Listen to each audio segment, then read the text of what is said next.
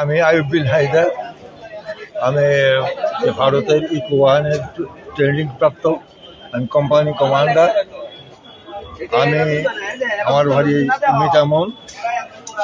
আমি একমাত্র, আমার আত্মীয় স্বজন লোক মারা গেছে 21 জন। আমি একমাত্র তিলেখাই সিফটো বৃক্ষে ঝুলাইয়া রাজাকার আলপতর যারা ছিল তাদেরকে আমি হাজার হাজার লোকের সামনে হত্যা করছি। ইভেন আব্দুল হামিদ সাহেবের তার যে আত্মীয় বিশেষ করে যে ঈদুল্লাহ, তাকেও আমি মারছি। আমার একটা কথা হলো যে আমাদের যে ফজলুর রহমান ভাই আমরা সম্মান করি, সে রাজনীতি করে, তবে তার কোনো চরিত্র আছে বলে আমি মনে করি না। একবার আওয়ামী লীগ, একবার হলো গামছা, একবার টেলিভিশন, এখন হলো সে ধানের শীষ। এরপরও সে সম্পূর্ণ মিথ্যা কথা বলে। সে ছিল বিএলএফ, সে বিএলএফ ছিল, আমার ভাই বিএলএফ ছিল, আমার চাচাতো ভাই বিএলএফ ছিল। তারা যারা দুনিয়া ট্রেনিং দেওয়ার পর তারা কোনোদিন রাইফেল হাতে নেয় নাই। তারা স্বাধীন হয়েছে, তারা এই দেশে আসছে।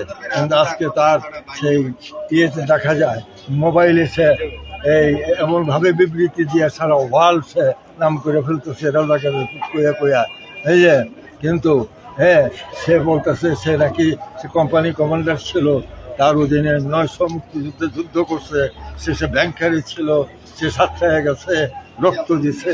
এগুলি সম্পূর্ণ মিথ্যা। এই ধরনের মিথ্যাবাদীকে ভোট দেওয়া বা আমি মনে করি সেটা উচিত না। একজন মিথ্যাবাদী এইভাবে মিথ্যা কথা বলবে কেন?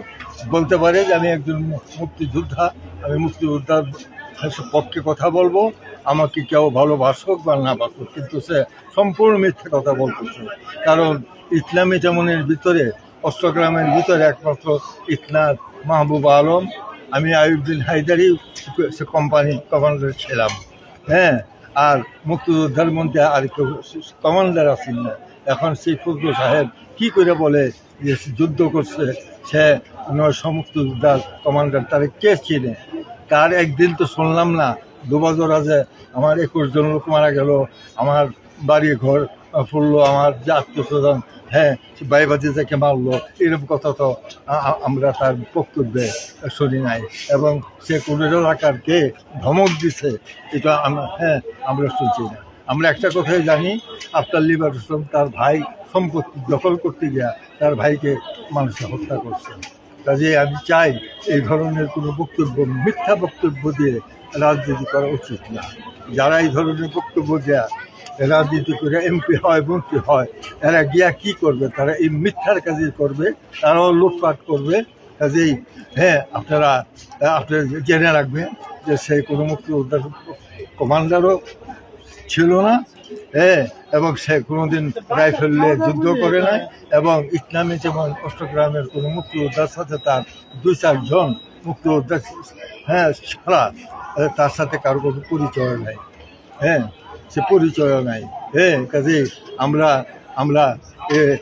ফজলু সাহেব নির্বাচন করুক, তার অধিকার আছে, কিন্তু তার কাছ থেকে আমি আমার দেশবাসীকে এবং মিঠামণি চট্টগ্রাম যারা আছে তাদেরকে বলবো যে এই ধরনের মিথ্যাবাদীকে, মিথ্যা মুক্তিযোদ্ধা বলে, যুদ্ধ করছে বলে, এই ধরনের মিথ্যা কথা বলে সে বেড়াইতেছে সারা ওয়ার্ল্ডে, সে পরিচিত হইতেছে।